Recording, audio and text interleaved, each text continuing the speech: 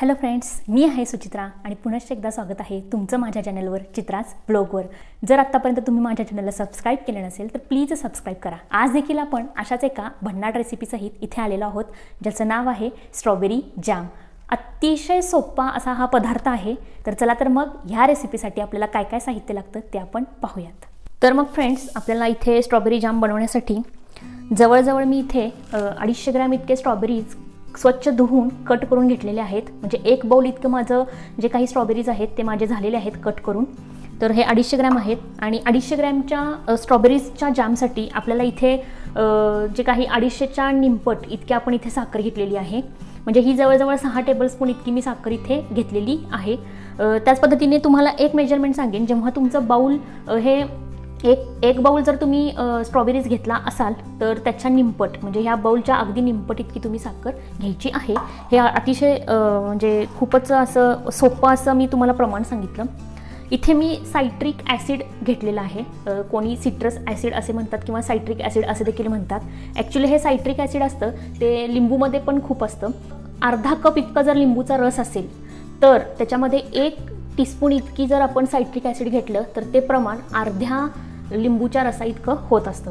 Actually citric acid आणि लिंबूचा रस हे दोघांपैकी आपण काहीही जाम करताना यूज करू शकतो।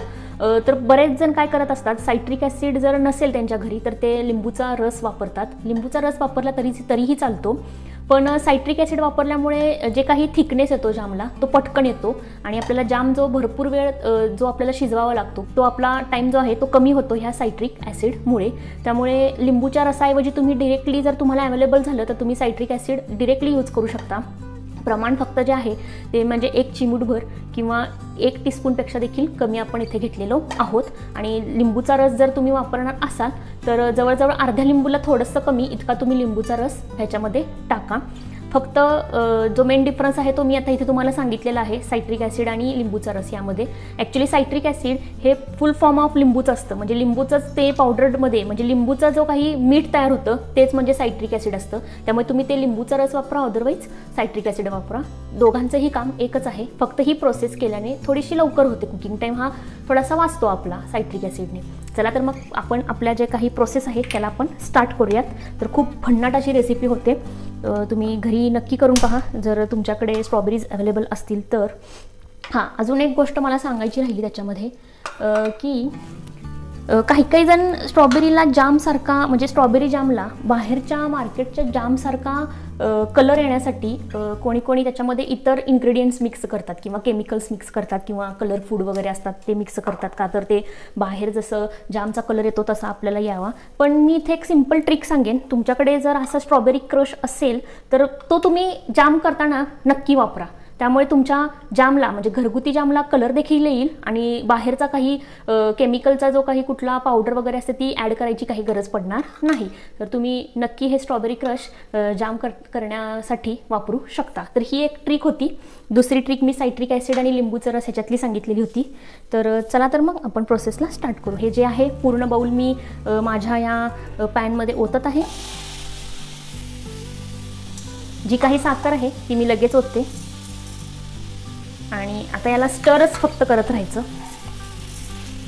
आणि नॉनस्टिकचंच भांडं घ्या, मी तुम्हाला अजून एक सजेशन देईन, पूर्ण फ्लेम लोवर ठेवा आणि नॉनस्टिकचंच भांडं घ्या, जेणेकरून जे काही चिकटपणा येतो कुठल्याही पदार्थाला इतर भांड्यांमध्ये तो येणार नाही आणि तुमचा जाम अतिशय सुंदर बनेल। तर अशा पद्धतीने आपण पूर्णपणे हा जामची प्रोसेस स्टार्ट केलेली आहे। आता हे पूर्ण साखर वगैरे वितळतं, हे जोपर्यंत थिक होत नाही तोपर्यंत आपल्याला असं सतत हलवत राहायचं आहे। अतिशय सोपी मेथड असते घरातच जाम बनवण्याची, काही प्रिझर्वेटिव्स वगैरे नाही वापरला तरी चालतात, कारण की जाम हे जवळजवळ तुम्ही एक 15 दिवस वापरला फ्रीजमध्ये ठेवून तरी चालतं। बाहेरचा जाम आणला तर त्याला महिनाभर आपण वापरतो, कशाला वापरायचं, त्यापेक्षा 15 दिवस आपण वापरू शकतो। पुन्हा ताजी फळं आणून आपण ताज्या फळांचा जाम घरी बनवू शकतो, नो प्रिझर्वेटिव्स अँड नथिंग। त्यामुळे तुम्ही हे जे काही मी सांगितलेलं आहे ट्रिक्स म्हणा किंवा जे काही हेल्दी टिप्स आहेत ते प्लीज तुम्ही फॉलो करायला स्टार्ट करा। सगळं काही घरात बनवू शकतं आणि बाहेरपेक्षा बेटर बनवू शकतं। त्यामुळे आणि असं नाही आहे की तुमचं काही बिझनेस आहे तुम्ही प्रिझर्व कसं करून ठेवू वगैरे आहे, तर फ्रीज आहेच, जवळजवळ एक 20 ते 15 दिवस तुम्ही फ्रीजमध्ये हे ठेवून अतिशय सुंदर रीतीने तुमचा जाम स्टोअर करू शकता। तर चला तर मग आपण ही प्रोसेस आपण करायला घेतलेली आहे. कोणी कोणी जे काही स्ट्रॉबेरीज असतात ते क्रश करतात ह्याच्यामध्ये, म्हणजे मॅश करून घेतात अशा रीतीने. कोणी कोणी ह्याच्यामध्ये थोडंसं म्हणजे हाफ जो आपला हा पार्ट आहे तो मिक्सरला बारीक करून त्याचं पल्प ह्याच्यामध्ये ओततात आणि काही जण असाच ठेवतात. मी पूर्णपणे असा ठेवलेला आहे. जाममध्ये थोडासा जो थिकनेस येतो किंवा ह्या स्ट्रॉबेरीचे थोडे थोडे कण जे दाताखाली येतात ना ते भयंकर चांगले लागतात. त्यामुळे मी काहीही म्हणजे असं पल्प वगैरे केला नाही आहे किंवा मिक्सरला वगैरे काही काढलेलं नाही आहे. डिरेक्टली स्ट्रॉबेरीज घ्या, त्याला मस्त धुवा, बारीक चिरा, लगेच प्रोसेस स्टार्ट करा. त्यामुळे सोपं आहे खूप, कोणीही बनवू शकतं, इझी आहे आणि घरच्या घरी बनलेला हेल्दी पण आहे. स्ट्रॉबेरी फळाचे खूप चांगले असे इफेक्ट्स आपल्या शरीरावर होत असतात. पहिली गोष्ट म्हणजे जे काही आपलं पचनक्रिया आहे ती सुधारते, कारण की जे काही स्ट्रॉबेरीमध्ये फायबर असतं ते खूप मोठ्या प्रमाणात आढळतं. त्यामुळे आपल्या ज्या काही आतडे आहेत त्यांना आपलं स्वास्थ्य भेटत असतं आणि शरीरातली जी काही चरबी आहे ती कमी करण्यासाठी त्याच्यामध्ये घटक देखील आहेत आणि आपल्या हाडांचं जे काही स्वास्थ्य आहे ते देखील बळकट होण्यासाठी मदत होते, कारण की स्ट्रॉबेरीमध्ये पोटॅशियम, मॅग्नेशियम, व्हिटॅमिन के सापडत असतं. हृदयांसंबंधीचे आजार देखील आपण थोड्याफार प्रमाणात कमी करू शकतो. तसेच संधिवात असो किंवा गाऊटमध्ये देखील स्ट्रॉबेरीचं फळ हे उपयोगी पडतं. अँटीऑक्सिडंट हे खूप मुबलक प्रमाणात असतात, त्यामुळे त्वचेसंबंधीचे जे काही रोग असतात, पिंपल येणे, पुरळ येणे, ह्यासुद्धा गोष्टींवर आपण मात करू शकतो थोड्याफार प्रमाणात. तसेच फॉलिक ॲसिडनं हे एक भरलेलं फळ आहे. अजून एक आहे, जेव्हा आपण सायट्रिक ॲसिड वापरणार आहोत त्यावेळेस जे काही तुम्ही जे काही करत आहात, म्हणजे जाम करत आहात किंवा मुरंबा करत आहात किंवा इतर आणि पिकल्स कुठले करत आहात, तर थोडंसं लिक्विड फॉर्म असणं त्या ह्याच्यामध्ये ते गरजेचं असतं. म्हणजे थोडंफार ते पातळ असणं खूप गरजेचं असतं. त्यावेळेस ते तुम्ही त्याच्यामध्ये ॲड करू शकता. तर मी इथे आता हे लिक्विड फॉर्ममध्ये आहे, अजून हे उकळलेलं नाही, त्यामुळे अगदी पिंच मी चिमूटभरच इतकं सायट्रिक ॲसिड ह्याच्यामध्ये ॲड करत आहे. तुम्ही पाहू शकताय, जास्ती आपल्याला वापरायचं नाही. मी सांगितलेलं प्रमाण इतकं योग्य आहे. त्यातलं पण मी थोडंसं काढून ठेवलेलं आहे. तर आता याला मस्त उकळी वगैरे आणून द्यायचं छान. आणि अगदी सांगू का, घरी जर लहान मुलांना वगैरे हा जाम द्यायचा असेल, ॲक्च्युली हा लहान मुलांसाठीच असतो, तर मी सांगेन की जर तुम्ही आठवड्यासाठी जर जाम कुठली तरी आठवड्यासाठी जामची प्रोसेस जर तुम्ही करत असाल तर तुम्ही काहीच त्यात वापरू नका. म्हणजे लिंबू पण नको आणि सायट्रिक ॲसिड पण नको. आठवड्यासाठी तुम्ही हा जाम असाच फक्त साखर आणि स्ट्रॉबेरीज घालून असा मस्तपैकी थिक होईपर्यंत करून ठेवा आणि फ्रीजमध्ये 7 दिवसांसाठी स्टोअर करा. त्याला ना कुठल्या प्रिझर्वेटिव्हची गरज आहे, ना कुठल्या लिंबूची आहे, ना सायट्रिक ॲसिडची आहे. त्यामुळे हा खूप इझी वे आहे. घरी बनवणार असाल तर नक्की, आणि तुम्ही बेटर हेल्दी अजून बनवू शकता ह्या गोष्टीला. फक्त एक आहे, नॉनस्टिकचा पॅन मात्र वापरायलाच पाहिजे. अदरवाईज तुम्ही साधं भांडं वापरला तर नक्की खाली चिकटण्याची शक्यता आहे आणि जर खाली चिकटलं तर तुमचं जे काही जाम आहे ते ओ माय गॉड अशा रीतीचं होऊन जाईल. त्यामुळे नक्की तुम्ही जे काही मी ह्या ट्रिक्स सांगितलेल्या आहेत त्या प्लीज फॉलो करत राहा. नक्की तुम्हाला उपयोग होईल या सगळ्या गोष्टींचा. सतत हलवत राहायच्या ह्या गोष्टी. जेव्हा आपण साखरेमध्ये किंवा गुळामध्ये एखादी वस्तू बनवत असतो तेव्हा ती सतत हलवणे खूप गरजेचं असतं, जेणेकरून ते खालच्या जे काही बूड असतं आपलं भांड्याचं त्याला चिकटता कामा नये. कलर तुम्ही पाहू शकताय किती सुंदर कलर येतो हा स्ट्रॉबेरीचा.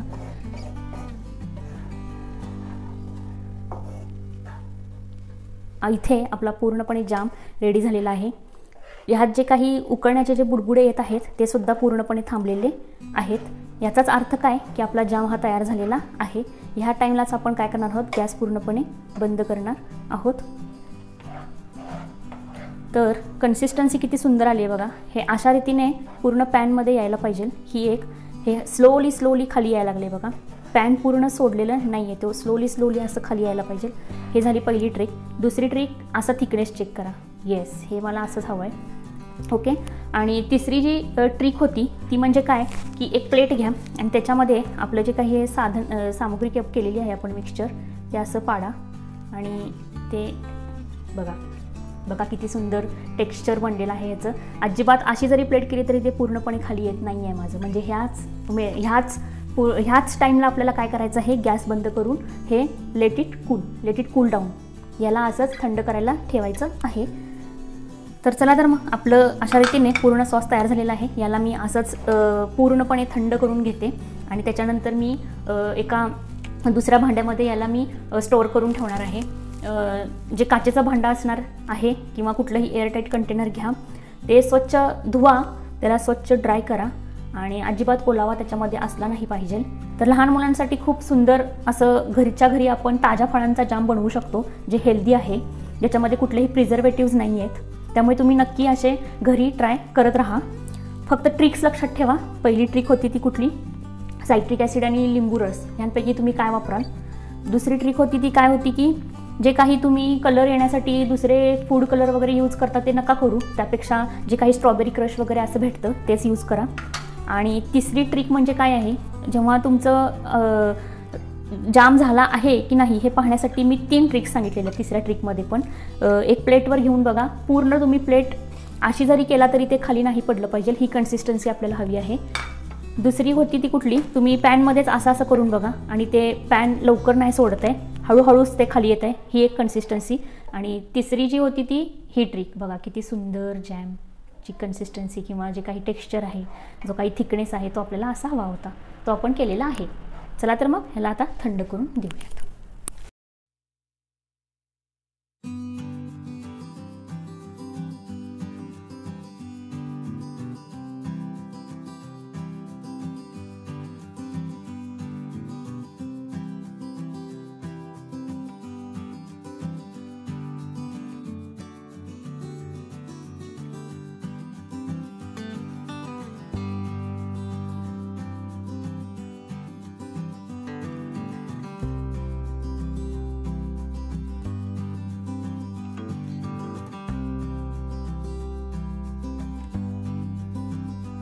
तर मग फ्रेंड्स, तुम्हाला ही रेसिपी कशी वाटली हे मला नक्की कळवा खाली कमेंट बॉक्समध्ये।